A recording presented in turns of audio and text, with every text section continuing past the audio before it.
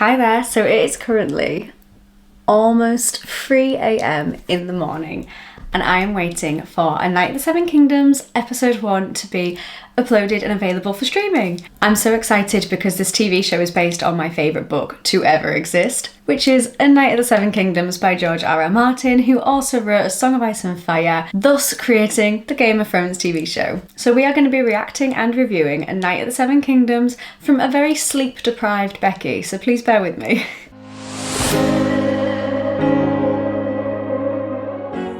I'm really excited, I've got high hopes, the trailer makes it look really good. And yeah, we'll see what it has in store for us. So give this video a thumbs up if you are excited for A Night of the Seven Kingdoms.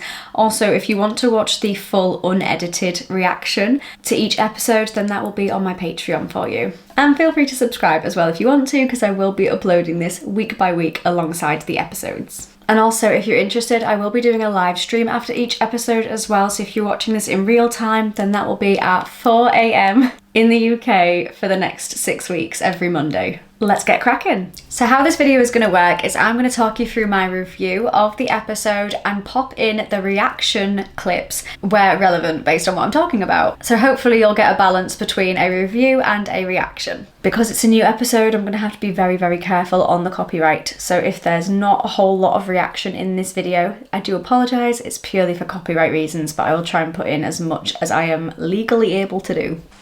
The horses! Chestnut, Sweetfoot and Thunder. Sir Arlen of Pennytree, rest in peace. I'm giddy. Oh, how sad. Hey, Dunk the Hunk. So firstly, we did get the flashbacks for Sir Arlen of Pennytree, which I was expecting, but they just happened in a very different way to how I was predicting. I expected kind of lengthy, long flashbacks that added more to the story, whereas what we got was very quick, snappy, like 1 second clips of Dunk as a child and Sir Arlen of Pennytree. I don't know the right words. You never beat me when I didn't deserve it. Oh. What you?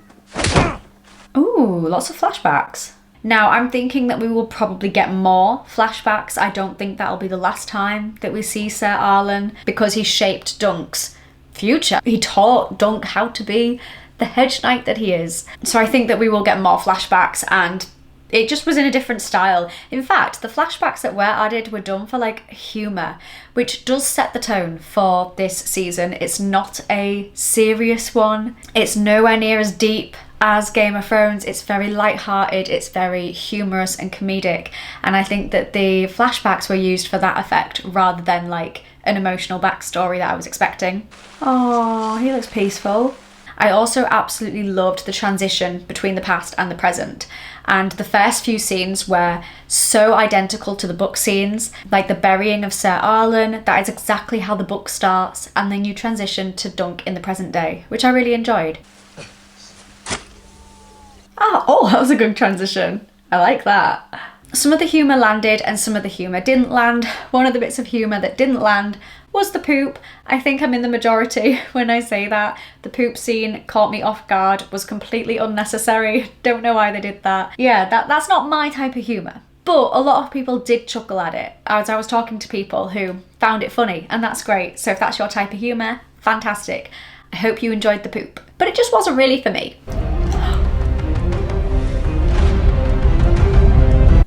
I've got chills. Oh. Oh my goodness. Why did that have to be so graphic? I'd rather see someone be beheaded than someone having a poo. Egg. Hello there. You the stable boy? The stable boy. I can't believe this is happening. Oi! You thief! And what might your mother say to that? Not much. She's dead. Ooh, mood killer. Awkward. Okay, the music. Yeah, the music's sick. This is a bop. Ashford turney looked brilliant. The locations, the settings looked fantastic. The colourings, the whole vibe, the music. It really did set the scene, and I'm very excited to see this entire season basically set at Ashford Meadow, because that is where the whole novella is set. It doesn't really change location. I love the way that they made it look, with the marquees and the different banners of all the different houses. That looks to be Ashford. This is cool. It's bringing it to life. This is kind of how I pictured it in my head when reading it. I've never been to a turney, so I can just visualise and imagine, and this is kind of what I imagined. Oh. Oh. Lower you down, asshole, first onto a sharpened point. Oh. I'm bullshitting you. Oh, thank God for that. A sharpened point. All first. I think that Dunk playing Dunk, or Peter Claffey playing Dunk, is pure perfection. I think he pulled the role off brilliantly. I think he did a fantastic job. In fact, the casting so far in this episode was incredible. I have no complaints about the casting at all. They all did a brilliant job. Dunk especially, I think he carried that episode. My only issue at the moment is that we didn't really see much of Egg, but that's fair. You know, they've got 6 episodes for a short novella. They've got to prolong it. You can't throw everything into the first episode, otherwise the later ones would be slow and boring. So I wish we did get to see more Egg, but I am very, very excited to see more of Egg in the future episodes. He's such a huge character that I feel like he was really lacking in episode 1, but we are only on episode 1. We've got so many more episodes left to go, so much more opportunity to see Egg, and so far he played the role well in the very short time that we saw him. I'm loving all the banners with all the different sigils. I'm trying to spot the ones I recognise. You go and that you blew out a cup. Oh, apple on the chest, I love it. That's cute. What cute little armour. I'm Sir Stephen Fossaway. Your little rotten apple. I may not be right, but my cousin's rotten to the core. Oh yeah. Who said that? Oh, I like this tune. He's playing the role of Dunk really well, I must say. Like, I'm impressed. The puppets as well. The puppets looked incredible, and we obviously got to see a bit of Tanzel Too Tall, who, again, they look like they've casted really well. She does look very Dornish too, and very pretty. So it was cute to see her as well. A boy from nothing risks it all, ignoring looks at sky. Oh my god, that's amazing. Wow, that's such a cool puppet. That was a big puppet. Wow, what a puppet. That's a phrase I've never said before. Okay, all those candles, it's kind of giving me like fire risk. Lionel Baratheon. Laughing Storm. Laughing Storm, they call him.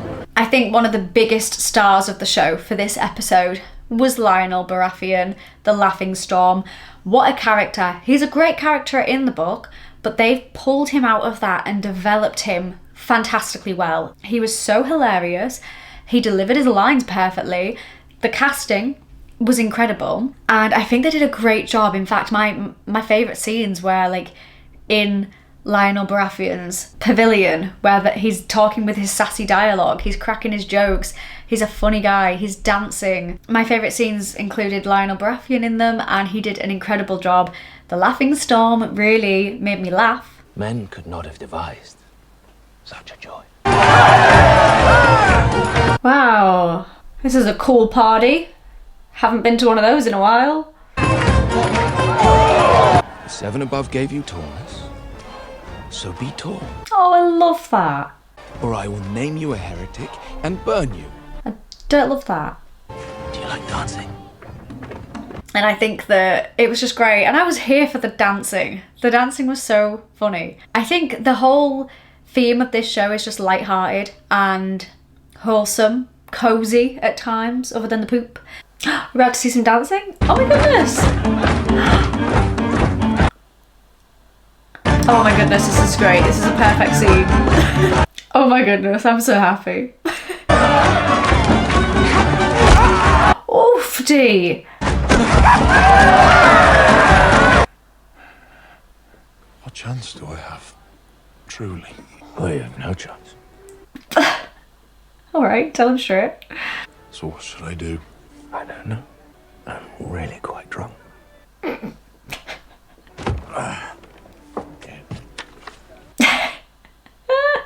That's brilliant. Sir Duncan the Tall. You got a name, thief? Egg. Egg. I'm gonna cry. I don't have much, but you'll have clothes on your back and food in your belly. Yes, my lord. Sir, I'm only a hedge knight. And then obviously we had that beautiful scene at the end with Duncan Egg and the falling star, and it was beautiful, and again they delivered their lines perfectly, the lighting was stunning, and I think so far it's just a very, very beautiful TV show. Absolutely stunning. Every scene looked gorgeous. The star. Falling star brings luck to those who see it. So the luck is ours alone. This is beautiful.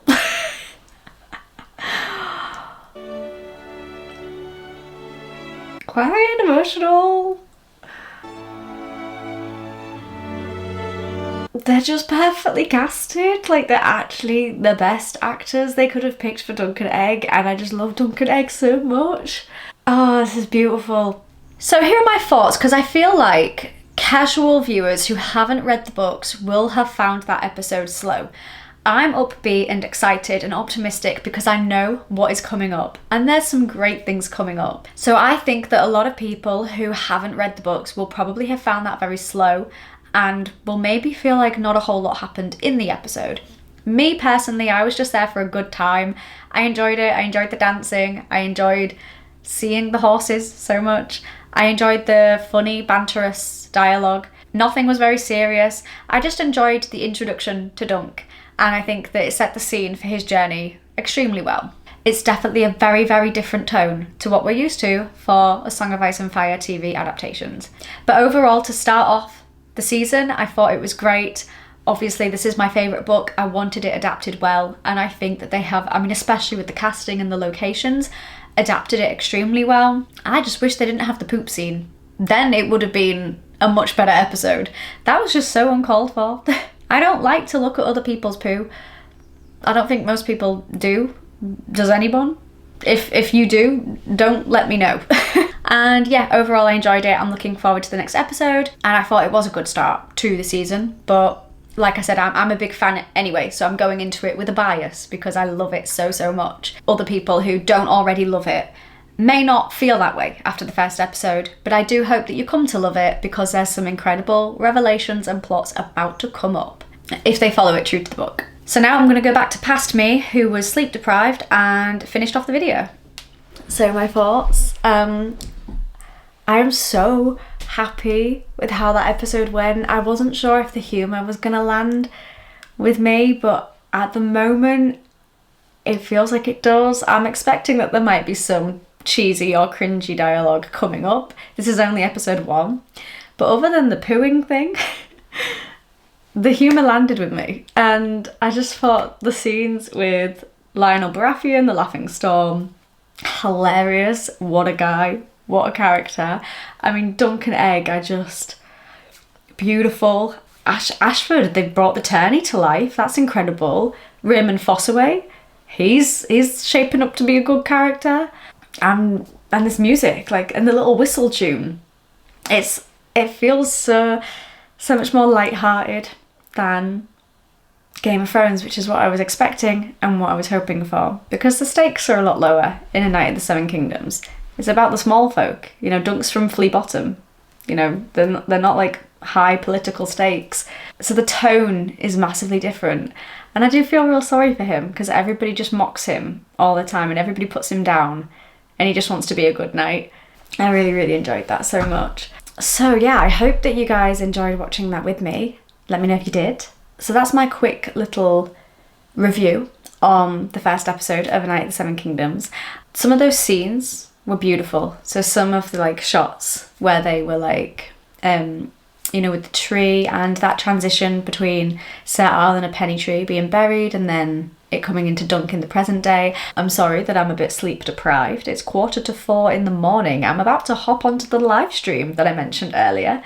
If you're not able to watch the live stream as it's live, because understandably, if I were a UK viewer of myself, I would not be getting up at 4 AM to watch me on live. every week. It will be uploaded as a video to my channel, so just check the live section. It'll be on there for you. You can join in the chat that way. But yeah, I'm gonna go freshen up and hop on with the guys, Grace Goblin's Voice of Old Town and The Advocate. So I'm very excited to chat through that episode with them. Make sure to leave me your thoughts and opinions in the comments to let me know what you thought to that episode as well. Give this video a thumbs up if you enjoyed it, and subscribe if you want to, because it's free and it means that you'll see my videos easier.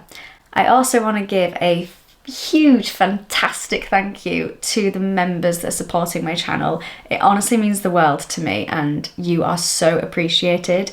If you would like your name featured at the end of each of my videos and you'd like access to cool perks, then please check out the channel memberships. And as I mentioned earlier, my unedited reaction in a watch-along style will be uploaded to my Patreon, so check that out if you want to. I will see you next week for another reaction and review of A Night of the Seven Kingdoms. I'm so excited for the next few weeks.